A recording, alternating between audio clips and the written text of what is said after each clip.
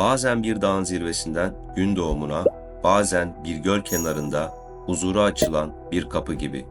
Bu dünyada görecek çok yer, yaşanacak çok anı var.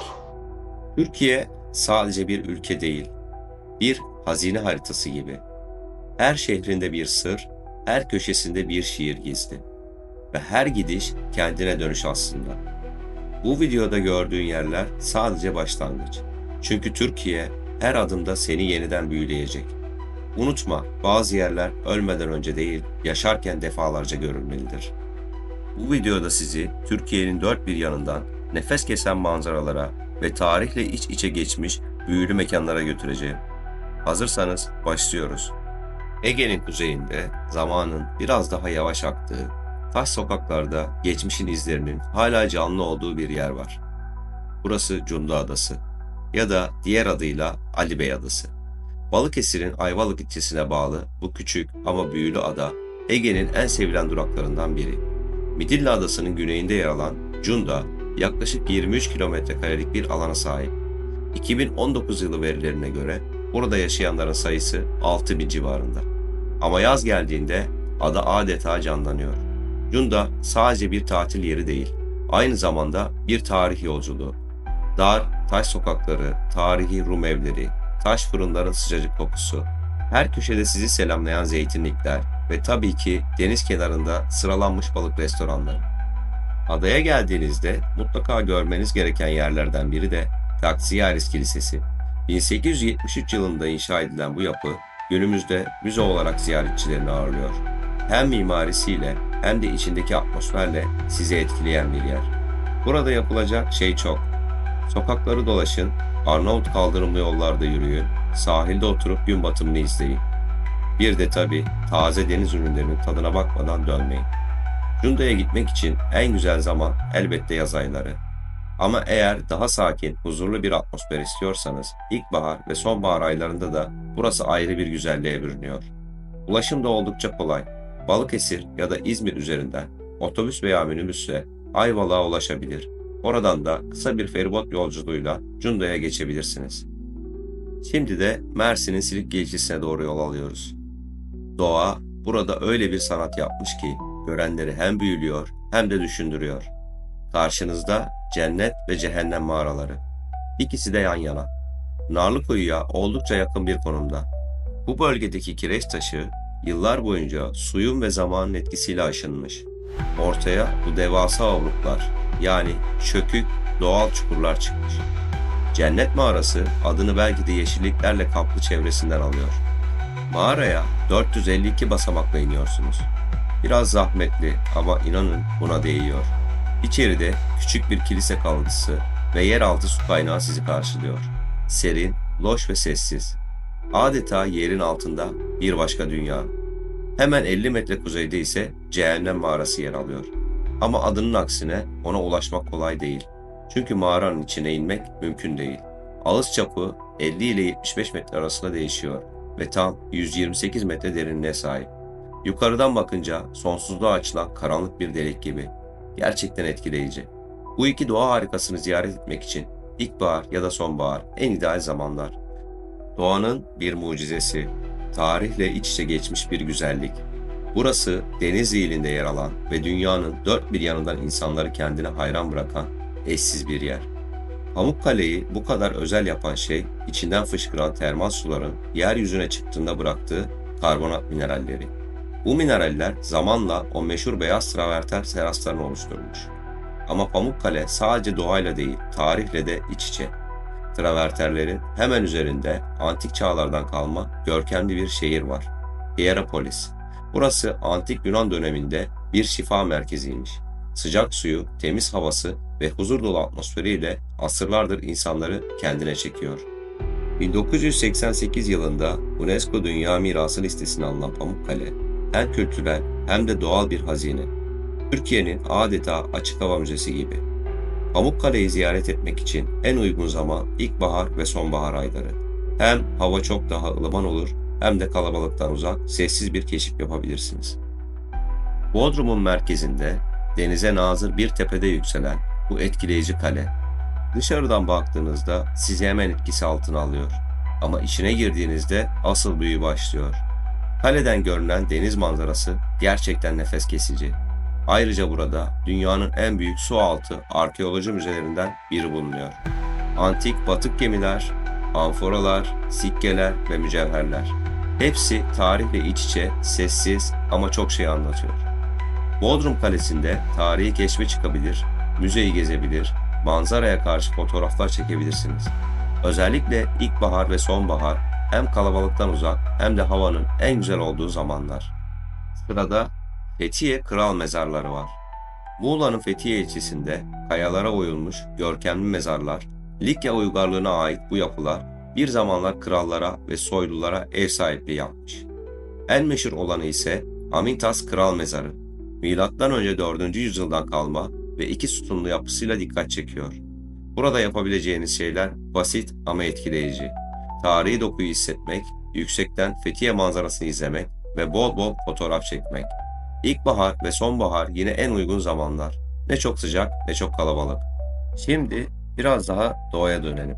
Burası Kelebekler Vadisi. Fethiye'ye yaklaşık 15 kilometre uzak. Ama ulaşım sadece deniz yoluyla. Karadan ulaşım yok. Yani doğallığını tamamen koruyabilmiş nadir yerlerden biri. Vadi adını içinde yaşayan yaklaşık 80 kelebek türünden alıyor. Bunların arasında nesli tükenme tehlikesi altında olan kaplan kelebeği de var.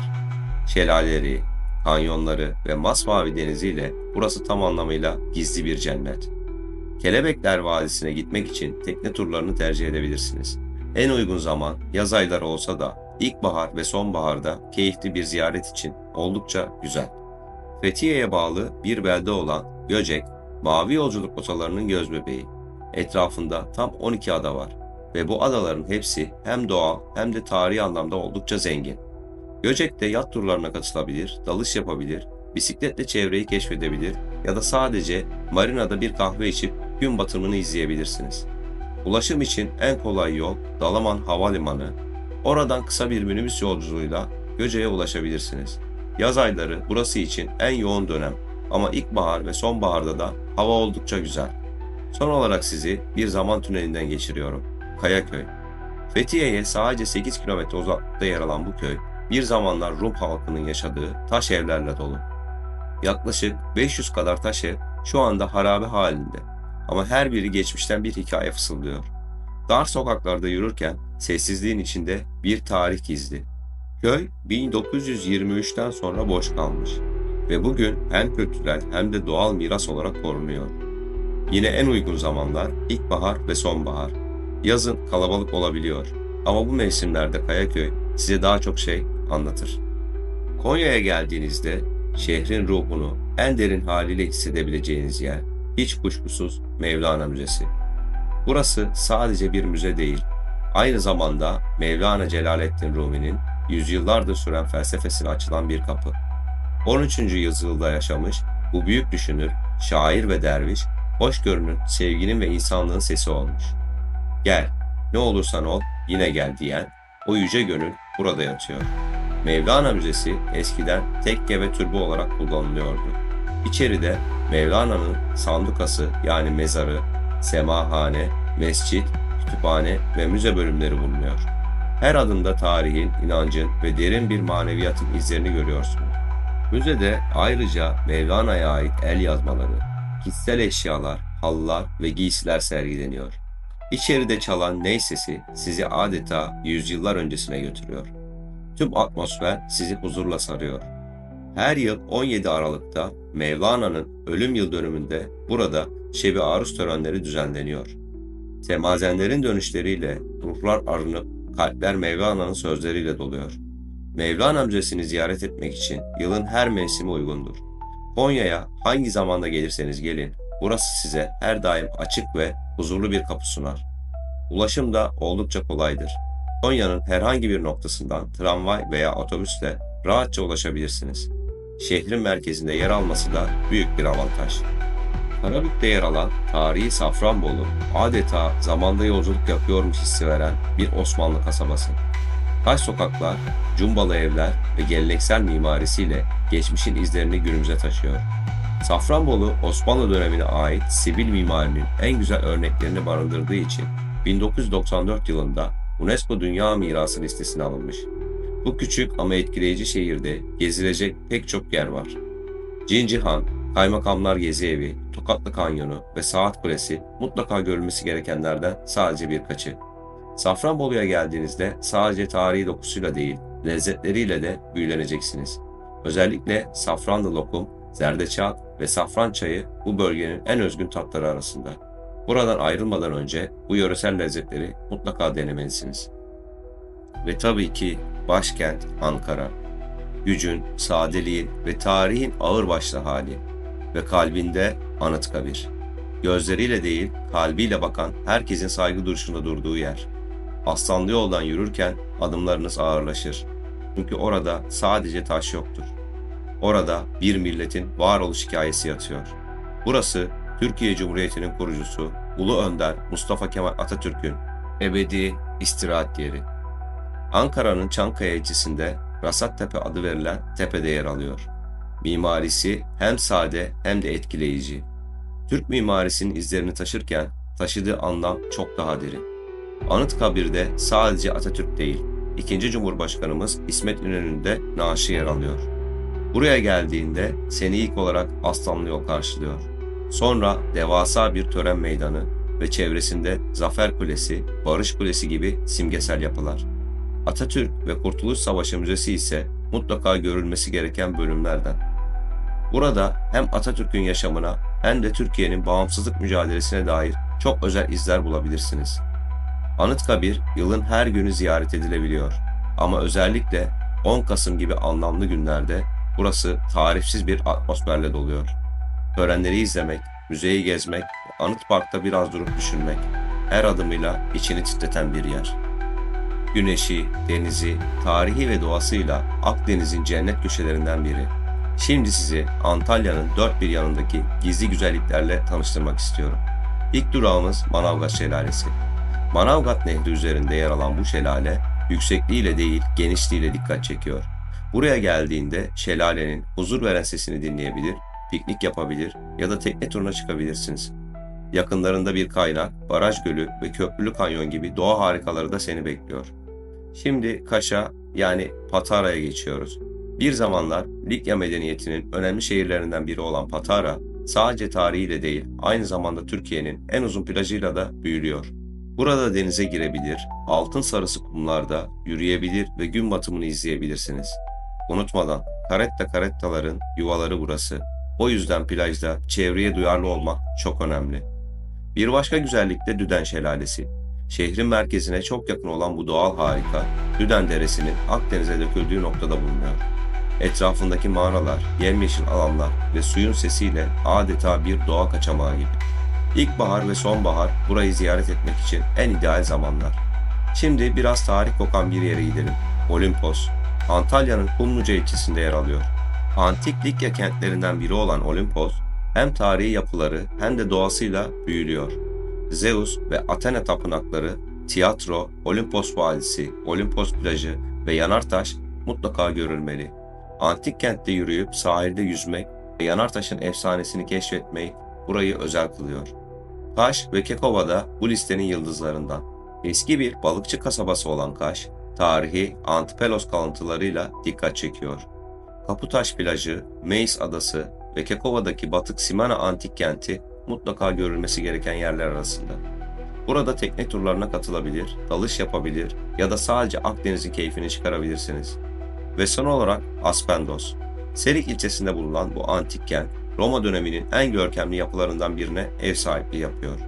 Aspendos tiyatrosu, milattan sonra 2. yüzyıldan kalma bir tiyatro. Hala dimdik ayakta. Akustiği öyle güçlü ki en arka sıradan bile sahnedeki sesi net duyabiliyorsunuz. Her yıl buraya uluslararası opera ve bale festivalleri düzenleniyor. Şanlıurfa'nın merkezinde yer alan Balıklı Göl sadece bir doğa harikası değil, aynı zamanda inançla, efsaneyle ve tarih kokan bir mekan. Burası Hz. İbrahim'in ateşe atıldığı yer olarak kabul edilir. Efsaneye göre ateş suya, odunlar ise balıklara dönüşür. İşte o balıklar bugün hala Balıklı Göl'de yaşıyor ve kutsal kabul ediliyor. Balıklı Göl'ün suyu tatlıdır ve içinde yaşayan balıklara zarar vermek büyük bir günah olarak görülür. Bu yüzden gölde balık tutmak kesinlikle yasaktır. Göle baktığınızda sadece balıkları değil, yüzlerce yıllık bir inancı izliyormuş gibi hissedersiniz. Hemen yanında yer alan Ain Zeliha Gölü de yine kutsal kabul edilen bir yerdir. Rivayete göre Hazreti İbrahim'e inanan Zeliha'nın gözyaşlarından oluşmuştur. Bu gölde balık yaşamaz ancak ruhu derin bir sükunet taşır. Balıklı Göl çevresinde gezilecek çok sayıda manevi ve tarihi yapıda bulunur.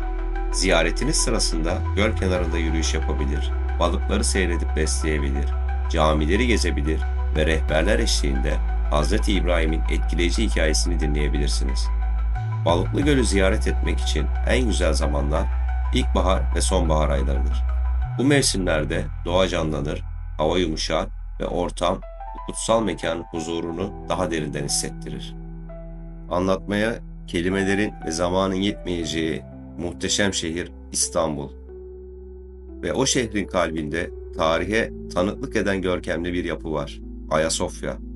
Tam 1500 yılı aşkın süredir ayakta duran bu muazzam yapı hem mimarisiyle hem de dini geçmişiyle insanı derinden etkiliyor. Ayasofya 537 yılında Bizans İmparatoru Justinian tarafından kilise olarak yaptırılmış. Sonra 1453'te İstanbul fethedildiğinde Fatih Sultan Mehmet tarafından camiye çevrilmiş. 1935'te ise müze olmuş ve nihayet 2020 yılında tekrar cami olarak ibadete açıldı. Ayasofya'yı gezerken başınızı kaldırıp o ihtişamlı kubbeye bakmadan geçmeyin. Mozaikler, mihrap, minber ve eşsiz sütunlar. Her biri ayrı bir tarihin, ayrı bir hikayenin izini taşıyor. Ve şimdi rotamızı İstanbul'un en ikonik kulelerinden birine çeviriyoruz. Galata Kulesi. Beyoğlu'nda yükselen bu tarihi kule, İstanbul'un silüetinde yıllardır sessizce yerini koruyor. İlk olarak 528 yılında Bizans İmparatoru Anastasios tarafından deniz feneri olarak yapılmış. Sonra Cenevizliler tarafından yeniden inşa edilmiş ve Osmanlı döneminde de kullanılmış. Bugün Galata Kulesi'ne çıkarsan İstanbul ayaklarının altına uzanıyor. Boğaz, Haliç, tarihi yarımada hepsi bir arada.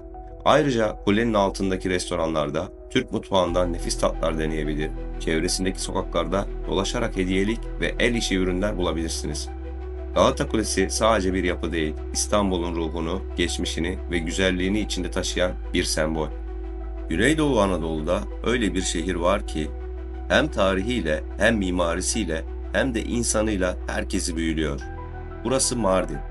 Yüzyıllardır pek çok dinin ve medeniyetin buluştuğu yer. Taş evleri, dar sokakları ve sıcak insanlarıyla kendine has bir havası var. Camiler, kiliseler, manastırlar, medreseler. Hepsi bir arada, iç içe geçmiş gibi. Mesela Mardin'in en önemli yapılarından biri olan Deir-u-Zarafan Manastırı 5. yüzyıldan 1932'ye kadar Süryani Ortodoks Patrikhanesi'nin merkeziymiş. Düşünsenize ne kadar köklü bir geçmiş. Ulu Cami, Kasımiye Medresesi, Zinciriye Medresesi, Mardin Müzesi, Sahurkapı Hanı ve Artuklu Hamamı. Hepsi ayrı bir tarih, ayrı bir hikaye anlatıyor. Ve şimdi seni biraz daha geçmişe götüreyim. Mardin'e çok uzak değil, Göbekli Tepe'ye. Şanlıurfa'nın biraz dışında ama insanlık tarihine bambaşka bir kapı açılıyor. Burası dünyanın bilinen en eski tapınağı. Tam 12 bin yıl öncesine ait. Göbekli Tepe'deki o T şeklindeki taş sütunlar, üzerine işlenmiş hayvan figürleri ve semboller, hepsi avcı toplayıcı insanların inançları için yaptığı şeyler. Yani insanlar daha köy kurmadan, ev yapmadan önce bile inançları için tapınak inşa etmişler. Ve bu inanılmaz yer 2018'den bu yana UNESCO Dünya Mirası listesinde yer alıyor. Hem gizemi hem masalsı yapısıyla Kapadokya. Burası Nevşehir'in kalbinde milyonlarca yıl önceki volkanik patlamaların doğaya bıraktığı en güzel izlerden biri. Düşünsene 60 milyon yıl önce lavlar ve küllerle şekillenen bu topraklar, bugün peri bacalarıyla, kayalara oyulmuş evleriyle, kiliseleri ve yeraltı şehirleriyle bambaşka bir dünyaya dönüşmüş. Kapadokya'yı gezmenin belki en büyülü yolu sabahın erken saatlerinde bir sıcak hava balonuna binmek. Gökyüzünden o eşsiz manzarayı izlemek gerçekten tarif edilemez bir deneyim.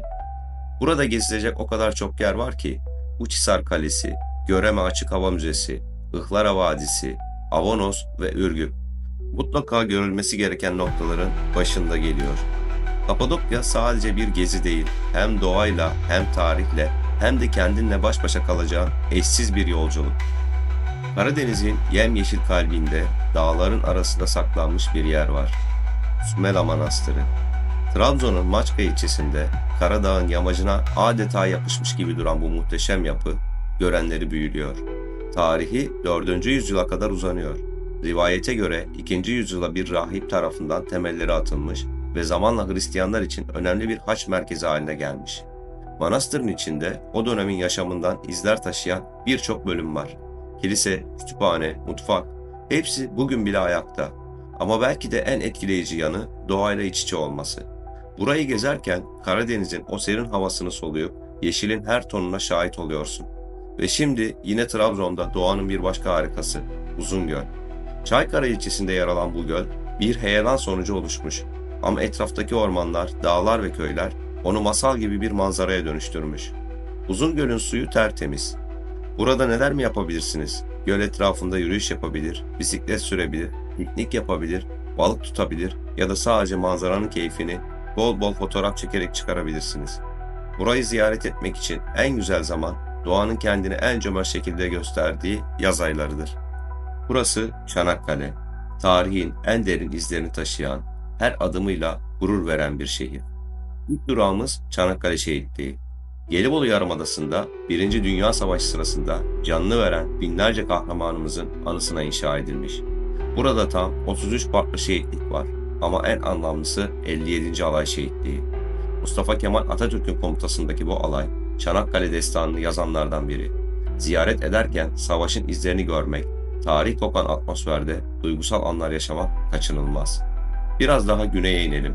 Assos'a, yani antik çağların gözde şehirlerinden birine. Felsefenin büyük ismi Aristoteles burada yaşamış ve ders vermiş. Athena Tapınağı'na çıktığınızda hem tarih hem Ege manzarası nefes kesiyor. Ve tabii ki Bozcaada. Daracık taş sokaklar, rengarenk evler, Rum mimarisinin izleri ve buz gibi Ege Denizi. Ayazma plajı, Polente Feneri ve Bozcaada Kalesi adanın olmazsa olmazları. Yazın kalabalık, ilkbahar ve sonbaharda ise huzur dolu. Son olarak Adatepe Köyü. Kaz Dağları'nın eteklerinde taş evleri ve zeytin ağaçlarıyla çevrili, sessiz ve dingin bir köy. Burada bulunan Zeus Sunağı, Ege Denizi'ne karşı büyüleyici bir manzara sunuyor. Köyde yürüyüş yapmak, yöresel lezzetleri tatmak da bu deneyimi tamamlıyor. Çanakkale sadece bir şehir değil, bir duygu. Hem tarihiyle gururlandıran hem doğasıyla büyüleyen bir yer. Bolu şehir merkezine yaklaşık 34 kilometre uzaklıkta güneybatı yönünde yer alan Abant Gölü, volkanik bir patlama sonucu oluşmuş. Çevresi yemyeşil ormanlarla kaplı ve gölün berrak temiz suyu insanın içini ferahlatıyor. Gölde alabalık gibi balık türleri yaşıyor. Yani doğa sadece göze değil, hayata da can veriyor. Göl çevresinde yürüyüş yapabilir, bisiklete binebilir, atla kısa bir gezintiye çıkabilir ya da göl kenarında güzel bir piknik yapabilirsiniz. Fotoğraf çekmek içinse harika kareler sizi bekliyor. Hatta balık tutmayı seviyorsanız burası tam size göre. Abant'ı ziyaret etmek için en güzel zamanlar ilkbahar ve sonbahar ayları. Bu mevsimlerde doğanın renkleri daha canlı, atmosfer daha huzurlu oluyor. Özellikle sonbaharda yaprakların oluşturduğu renk cümbüşü, kelimenin tam anlamıyla bir tablo gibi. Bolu'nun kuzeyinde yer alan bu park, adını içinde barındırdığı 7 gölden alıyor.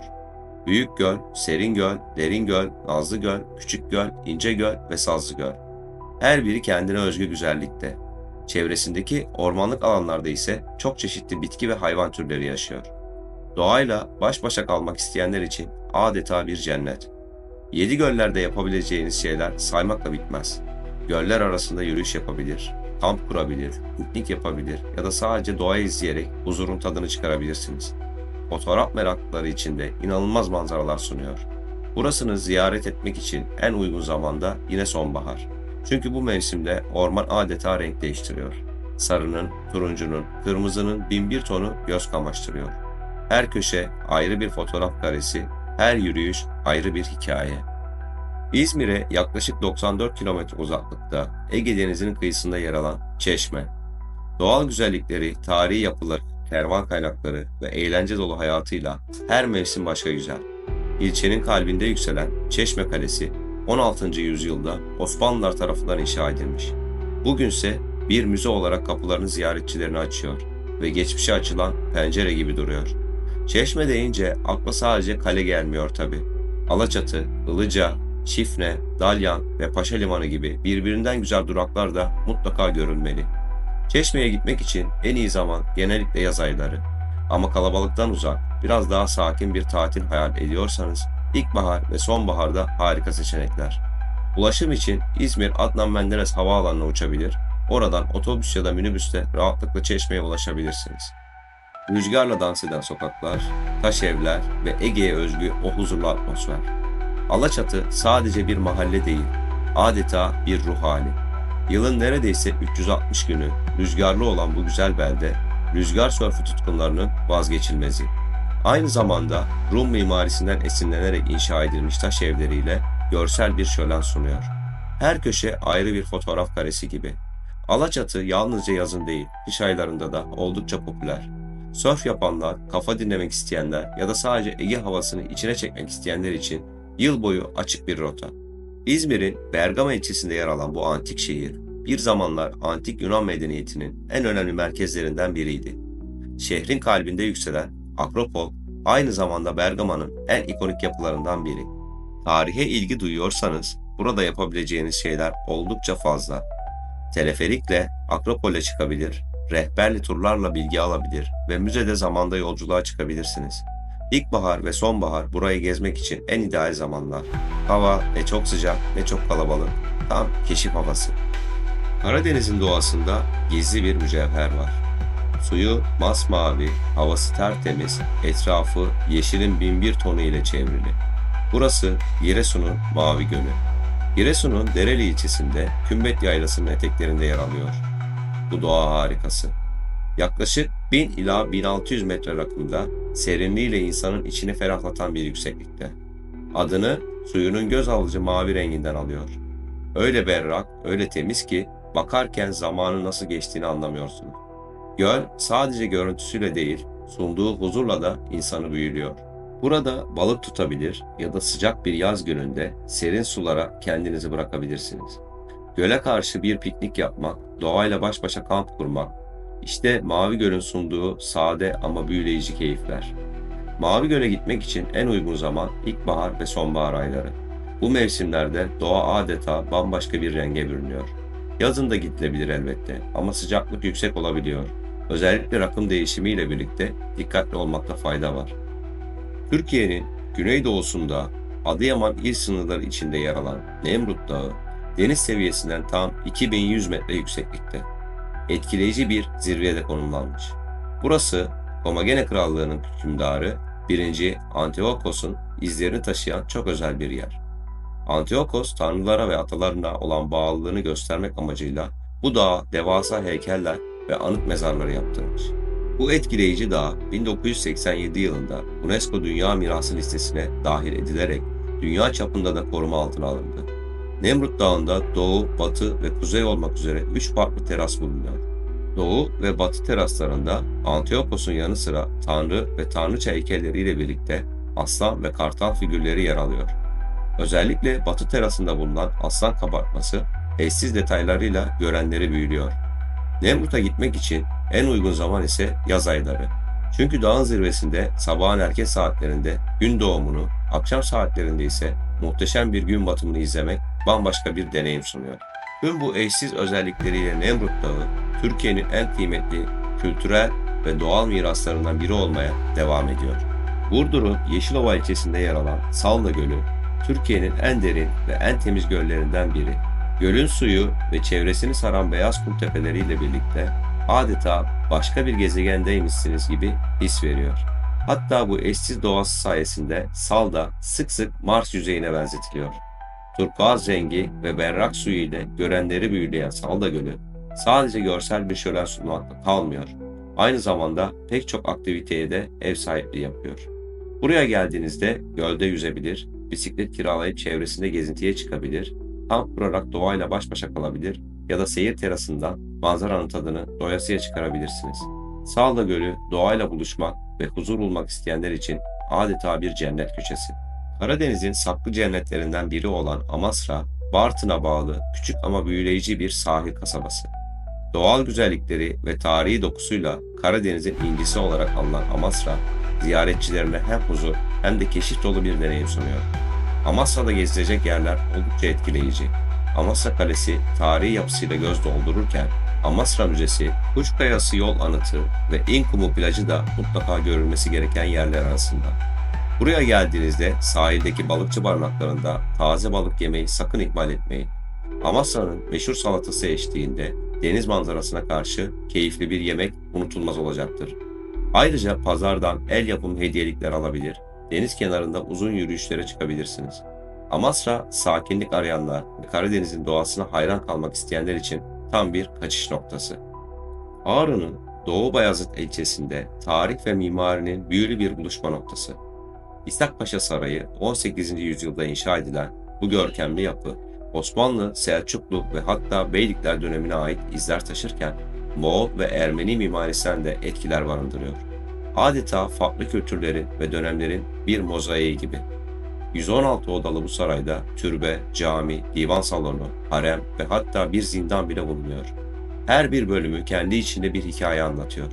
Mimari detaylarıyla göz kamaştıran bu sarayın belki de en etkileyici yanı ziyaret ederken karşınıza çıkan manzara. Çünkü İshak Paşa Sarayı'nın tam karşısında görkemli Ağrı Dağı yükseliyor. Bu manzara sarayın tarihi atmosferine bambaşka bir anlam katıyor. Güneş ışığıyla farklı renklere bürünen Ağrı Dağı'na karşı durup sarayın sessizliğini dinlemek gerçekten unutulmaz bir deneyim. İshak Paşa Sarayı sadece bir mimari yapı değil, zamanın ötesinden gelen bir hikayenin bugüne yansıması gibi. Van Gölü'nün serin suları üzerinde sakince uzanan Akdamar Adası, gölün en büyük adalarından biri. Bu eşsiz adanın en dikkat çekici yapısı ise hiç şüphesiz 10. yüzyıldan kalma Akdamar Kilisesi. Ermeni mimarisinin en zarif örneklerinden biri olan bu kilise, hem mimarisiyle hem de üzerindeki kabartma sahnelerle büyüleyici bir atmosfere sahip. Kilise duvarında İncil'den sahneleri betimleyen detaylı rölyefler yer alıyor. Bu taş işçiliği 1000 yıllık bir sanatın sessizce konuşulan dili gibi. Akdamar'a geldiğinizde adanın etrafında huzurlu bir yürüyüşe çıkabilir, Van Gölü'nün engin manzarasını izleyerek fotoğraf çekebilir, tarihi ve doğayı bir arada hissedebilirsiniz. Burayı ziyaret etmek için en güzel zaman ise ilkbahar. Özellikle badem ağaçları çiçek açtığında adanın etrafı pembeye çalan beyaz çiçeklerle bezeniyor ve ortaya masalsı bir manzara çıkıyor. O anlarda kendinizi sanki zamanın dışında bir yerdeymiş gibi hissediyorsunuz. Akdamar Adası ve Kilisesi hem tarihiyle hem de doğasıyla Van'ın kalbinde saklı bir hazine. Bursa'nın kalbinde yükselen Ulu Cami sadece bir ibadethane değil, aynı zamanda yüzyılların izini taşıyan bir kültür mirasıdır. 14. yüzyılın sonlarında Yıldırım Bayezid tarafından yaptırılan bu cami, Osmanlı mimarisinin en etkileyici örneklerinden biridir. Caminin tam 20 kubbesi, 12 sütunu, 192 penceresi ve 2 zarif minaresi vardır. İçeriye adım attığınızda ilk dikkatinizi çeken şey duvarları süsleyen muhteşem has sanatı eserleridir. Bu yazıların arasında Kur'an ayetleri, hadisler, dualar ve şiirler bulunur. Her biri ayrı bir anlam, ayrı bir huzur taşır. Ulu Cami'nin içerisinde yer alan tarihi çeşme, camiye bambaşka bir atmosfer katar. Caminin bir köşesinde küçük bir kütüphane, bir diğerinde ise ziyaretçilere açık bir müze bulunur. Buraya geldiğinizde dilerseniz camiyi gezebilir, dua edebilir, namaz kılabilir, has sanatını yakından inceleyebilir ya da müzeyi ziyaret ederek geçmişin izlerini keşfedebilirsiniz. Bursa Ulu Camii yılın her zamanı ziyarete açıktır. Ancak özellikle cuma günleri daha kalabalık olabilir. Sessizlik, tarih ve maneviyatın iç içe geçtiği bu mekan, ziyaretçilerine sadece bir yapı değil, bir ruh hali sunuyor. Bazen bir şehir sadece taşlardan ibaret değildir. Bir manzara sadece bir görüntü değildir. Türkiye, doğunun gizemiyle batının zarafetini aynı coğrafyada barındıran eşsiz bir ülkedir. Bu topraklarda öyle yerler var ki sadece görmek yetmez, hissetmek, yaşamak gerekir. Araştırılacak ve anlatılacak daha birçok konunun olduğu gezegenimizde eşsiz bilgiler edinmek istiyorsanız bizlere destek olmak için videolarımı beğenmeyi ve kanalıma abone olmayı, videolarımı kaçırmamak için bildirimleri açmayı unutmayın. Bir sonraki videoda görüşmek üzere. Hoşça kalın.